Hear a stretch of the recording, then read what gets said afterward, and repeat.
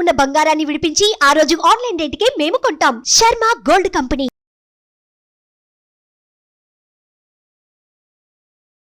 నమస్కారం, welcome to Suman TV. నేను గీతాంజలి. ప్రస్తుతం మనతో పాటు ఒక ముఖ్య అతిథి ఉన్నారండి.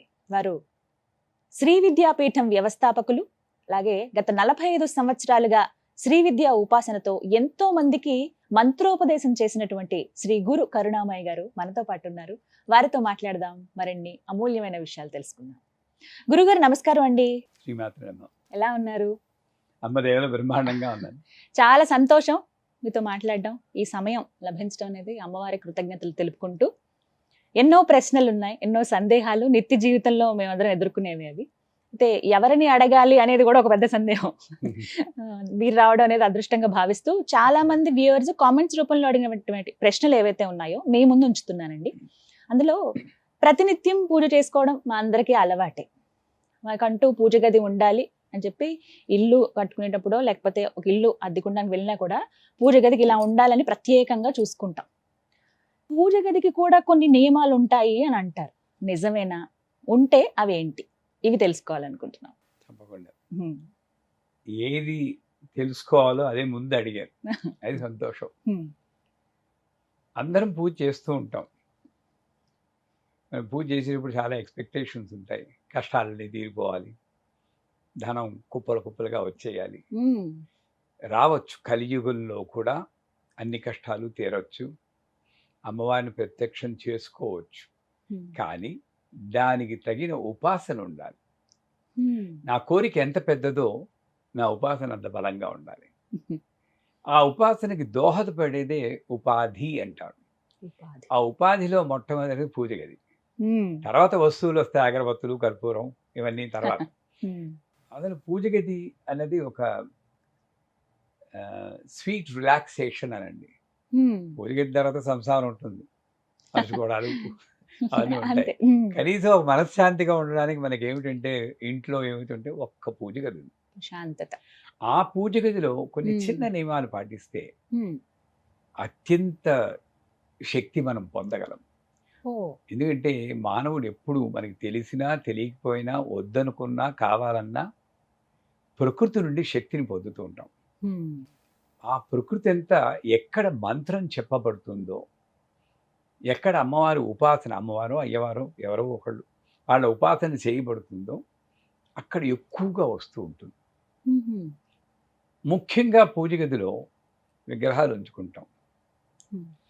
మనకేమిటి, గణపతి ఉండాలి, లక్ష్మి ఉండాలి, ఇలా ఒక్కొక్కళ్ళు ఇచ్చిన విగ్రహాలతో ఒక వేర్ హౌస్ లా తయారవుతుంది. నిజంగా చెప్పాలంటే ఒక్క విగ్రహం మన ఏకాగ్రత కోసం ఉంటే చాలు. ఒక విగ్రహం చాలంటారా? ఎందుకు? సర్వదేవ నమస్కారం కేశవం ప్రతిగచ్చది. కానీ ముక్కోటి దేవతలు అంటారు. అంతమంది విగ్రహాలు, ఫోటోలు మనం పెట్టకపోయినా ముక్కోటి దేవతలు ఒక్క దేవతల్లోనే కనబడుతుంది అంటుంది శాస్త్రం. ఏమవుతుంది తెలుసా అండి? పెట్టుకోండి. మనదేమంటే ఈ పువ్వులు ఒక్కొక్కళ్ళ మీద పెట్టడం, ఈయనకి చూపించకపోతే ఈయన కోపం వస్తుందని గడగడ. ఈ ఏకాగ్రత అంతా వాడికి కోపం వస్తుందో వీడికి కోపం వస్తుందో అని ఉంటుంది, కానీ నిజానికి భక్తి పొందడానికి చాలా కష్టం. మనం ఎలా చేస్తున్నాం అనే దాని మీద ఉండదు. ఇక్కడే ఒక పేర్లు అనవసరం, ఇక ఒక ఇంటికి వెళ్ళాం, అమ్మవారి ఫోటో, చిన్న విగ్రహం, ఒక కామాక్షి వెలకంటారు తెలుసు కదా, దీపం పెట్టుకున్నారు, అంతే. ఎంత బాగుందంటే, చాలా పెద్దవాళ్ళ ఇల్లు, ఏమీ లేదు. చేత పూజ గదిలో సాధ్యమైన తక్కువ విగ్రహాలు ఉండాలి. 4 గణపతులు, 4 సిద్ధిసాయి, ఇంకోళ్ళు ఎవరు 4 లక్ష్మణులు, వీళ్ళే పాపులర్ విగ్రహాలు, ఇవి పెట్టుకుంటారు. విచిత్రం ఏంటంటే కొంతమందికి కవర్ కూడా తీయరండోయ్, వాళ్ళకి ఊపిరాడదు అన్న భావన కూడా ఉండదు. ఎందుకంటే అది విగ్రహం మనకి. అయ్యో అమ్మవారు ఊపిరి ఎలా పిలుస్తుంది, అందుకే కవర్ తీస్తే మళ్ళీ తోముకోవాలి కదండి, దుమ్ము పడుతుంది, పసుపు కుంకుమ వేస్తాము, ఓ పని తక్కువ. అలా పాపం ఉక్కిరి బెక్కిరి, నేను వాళ్ళ ఇంటికి వెళ్తే చూడండి మా గతి ఎలా ఉందో అని వాళ్ళు నన్ను అడుగుతున్నట్టు ఉంటుంది. ఏం చేయాలంటే, అమ్మ పెట్టదు అడుగు తినాదేమని అంటూ నువ్వు పూజ చేయవు, కప్పేసి పెట్టేస్తావు. ఈ 4 గణపతుల్లో ఒక్కొక్క 3 గణపతులు తీసి విగ్రహాలు లేని వాళ్ళకి ఇవ్వాలి, పూజ చేసుకోగలిగిన వాళ్ళకి. అలా మన ఇంట్లో విగ్రహాలు వేరే వాళ్ళకి ఇవ్వచ్చా అండి? తప్పకుండా. ఈ శాస్త్రం ఏం చెప్తుందంటే వాళ్ళు పూజ చేస్తుంటే వాళ్ళు పూజ చేసిన దాంట్లో దశాంశమో ఎంతో మనకి ఫలితం వస్తుంటా. ఉదాహరణకి ఒక్క చిన్న ప్రశ్న గురుగారు, లక్ష్మీదేవి విగ్రహాలు 2-3 ఉన్నాయనుకోండి, మనకి ఇన్ని ఎందుకు ఒక రూపంలో లక్ష్మిని చూసుకుందాం అని ఇంకో లక్ష్మీదేవిని వేరే వాళ్ళకి ఇస్తే, మన దగ్గర ఉండాల్సిన లక్ష్మి వాళ్ళ ఇంటికి వెళ్ళిపోతే ఎక్కడుంది లక్ష్మి? ఇక్కడ, అక్కడ, ఇక్కడ. ఈ భావన చాలా మందిలో ఉంటుంది. లక్ష్మీదేవి విగ్రహం అసలు వేరే వాళ్ళకి ఇవ్వడానికి ప్రయత్నించరు. అమ్మ వెళ్ళిపోతుందేమో మా మన ఇంటికి ఇంట్లో, రండి, లక్ష్మి మన ఇంట్లో సిరి సంపదలు. నిజంగానే గురువు గారు, తప్పకుండా తప్పకుండా. వస్తాను. భయం ఉండకూడదు. భక్తి, భయం రెండిట్లో మీకు ఒక చాయిస్ ఉంటుంది. భక్తి ఉన్న చోట భయం ఉండదు, భయం ఉన్న చోట భక్తి ఉండదు.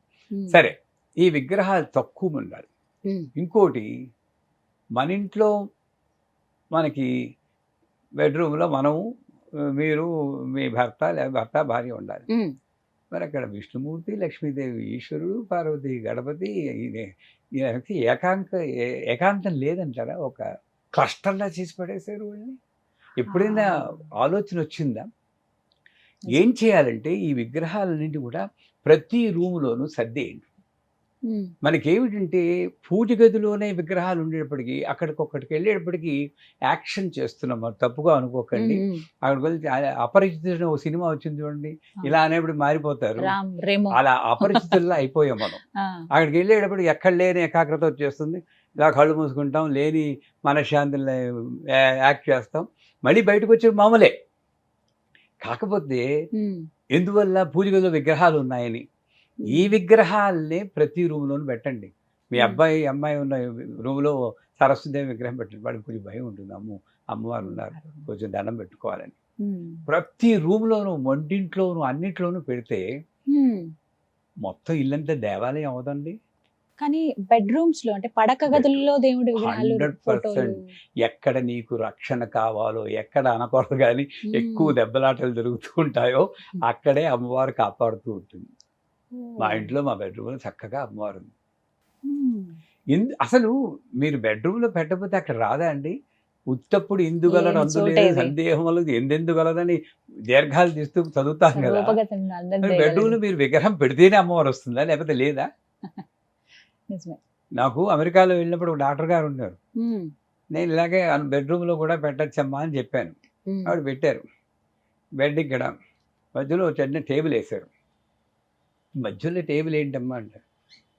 పడుకుంటాం కదండి, అమ్మవారు చూస్తుందేమో అన్నాను. టేబుల్ మీద నేను తొంగి చూస్తే ఏం చేస్తారన్నా. అంటే బుర్రలో ఎలాంటి ఆలోచనలు వస్తాయి చూడండి, అమ్మవారు తొంగి చూస్తుంటా. ఇవన్నీ పోవాలి. పూజ గదిలో ఏకాగ్రత రావాలి అంటే 4 విగ్రహాలు పెట్టుకోండి. మిగతా అన్ని ఇల్లంతా డిస్ట్రిబ్యూట్ చేయండి. ఇల్లే ఒక మణిద్వీపం, దేవాలయం చేసుకోండి. అక్కడ పూజలు చేయట్లేదు. ప్రతి ఇంట్లోనూ, రూమ్లోనూ వెళ్ళి అగరొత్తులు వెలిగించాలి ఎవరు అంటలేదు. అక్కడికి వెళ్ళినప్పుడు ఒకసారి, అమ్మ నువ్వు ఇక్కడ ఉన్నావు, రక్షిస్తూ ఉండు తల్లి అనుకో. పూజ గదిలో ఎప్పుడు దీపం వెలుగుతూ ఉండాలి. అది ఆయిల్ దీపం అక్కర్లేదు, ఓ బెడ్ ల్యాంప్ అయినా పర్లేదు. ఏమండి, రాత్రి చీకట్లో బిక్కు బిక్కుమంటూ ఉండదండి బాలాద్రిపు సుందరి. భయమైందా చెల్లిపిల్లకి? తట్టద్దా మనకి? మనకి మాత్రం బెడ్ ల్యాంప్ కావాలా? చీకటి చేసి పడేస్తాం. అక్కడ భావన, ప్రాణం ఉంది అనుకుంటే అమ్మ అవుతుంది, లేకపోతే బొమ్మే మిగులుతుంది అక్కడ. మన భావన అది సత్యం. పూజ గదిలో ఒక దీపం ఉండాలి. తర్వాత ఒక మ్యూజిక్, సంగీతం, స్తోత్రమో ఏదో. నేను స్తోత్రం కన్నా తంపూరం మ్యూజిక్ అని రికమెండ్ చేస్తాను. ఎందుకంటే స్తోత్రం అయితే మనకి ఇంకొక వీక్నెస్ ఉంది. సోమవారం శివుడు, మంగళవారం ఆంజనేయ స్వామి, బుధవారం సరస్వతి, గురువారం రాఘవేంద్ర, శుక్రవారం లక్ష్మి, శనివారం వెంకటబాబు, ఆదివారం సూర్య భగవాన్ ఎవరు. వాళ్ళకి డ్యూటీలు వేసాం మనం. ఈ అపవాదు కూడా ఉంది మనకి. అందుచేత తంపూర మ్యూజిక్ అయితే చక్కగా ఏముండదు, ఎంత బాగుంటుందండి. ఒకసారి చూడండి, ఒకసారి ఆ తంపూరి మ్యూజిక్ అలా 24/7 వెళ్తూ ఉండాలి. దీపము, శబ్దము, కాంతి. మూడోది ఏమిటంటే, పూజ గదిలో ఏ వస్తువులు, వాడే వస్తువులు ఏ లోహంతో ఉన్నా పర్వాలేదు, ఎక్సెప్ట్ ఇనుము. స్టెయిన్లెస్ స్టీల్ వాడకండి. కొంచెం సెంటిమెంటల్. ఎందుకంటే మనం అందరం యోగులము మునులం కావు, మామూలు సంసార జీవనం గడుపుతాం, బడుగు జీవనం మనం. కొంత వీక్నెస్లు ఉంటాయి మనకి. ఈ ఇనుము ఏమిటి, శనీశ్వరుడు రాహు వీళ్ళిద్దరిని యాక్టివేట్ చేస్తుంది. లోహ ప్రతిమారూపణ రాహు బ్రహ్మవాయామి. లోహం అంటే ఇనుము. అదే మా ఇంట్లో ఎప్పుడు ఇనుము స్టెయిన్లెస్ స్టీల్ వాడం, మిగతా వాటికి వాడితే వాడచ్చేమో కానీ అక్కడ కూడా వాడడం తగ్గిస్తాం. మీలా డబ్బున్న వాళ్ళు అయితే బంగారంతో పెట్టవచ్చు, మొత్తం అంతా బంగారంతో పెట్టారు. మీ మాట, మీ నోటి వాక్ అలా అయితే ఎంత బాగుంటుందో. ఇది కరెక్ట్ పద్ధతి. సాధారణంగా ఈ ప్రశ్న వేసినప్పుడు అందరూ ఏమంటండి, ఏమి మాకేముందండి అంటారు. గురువు వచ్చి ఇలా అన్నప్పుడు అమ్మవారు ఆశీర్వచనం చేస్తుందని, నమస్కారం మీలా చేస్తే వస్తుందని అనుకోవాలి. చక్కగా చెప్పారు మీరు. సో బంగారం లేదా వెండి లేక ఇత్తడి, రాగి, కొంచు, గ్లాసు, పోర్సిలిన్, మట్టి ఏదైనా వాడండి. వీటన్నిటిలో మీరు చెప్పిన వాటిలో ఏది ఉత్తమమైనదో చెప్పండి, అది ఒకటి ఎంచుకుంటాం మేము. వెండి లేదా పంచలోహాలు. కొంచు మోగునట్టు కనకంబు మోగునా, ఆ గంట కంచుతోటే ఉండాలండి. టికిటిని వెండి ఉంది కదా డబ్బు ఇంత గంట పెడతారు, అది మోగినప్పుడు టంగ్ అని వైబ్రేషన్ రావాలి. ఆ ఘంటానాదంలోనే మన ఇంట్లో ఉన్న రాక్షసులన్నీ పోతాయి. అయితే మంచి కంచు గంట ఉండాలి అక్కడ, అది పెట్టుకోవాలి. సరేనా? ఇనుము వాడకూడదు. ఆఖరిది ఏమిటంటే 15 రోజులకు ఒకసారి ఆ విగ్రహాలని కానీ యంత్రాలు కానీ శుభ్రం చేయాలి. శుభ్రం చేయమన్నారు కానీ అంటు తోమినట్టు పరపరాపర తోమేయకూడదు. వాళ్ళు అమ్మవార్లు కాదు, లలితా సహస్రం పెట్టుకుని, మనకు వచ్చినా రాకపోయినా ఆడియో పెట్టుకుని, కెమికల్స్ వాడకుండా ఓ షీకాయో లేక కుంకుడుకాయో లేక ఆయుర్వేదిక్ షాంపూ వేసి సున్నితంగా అమ్మవారిని శుభ్రం చేయాలి.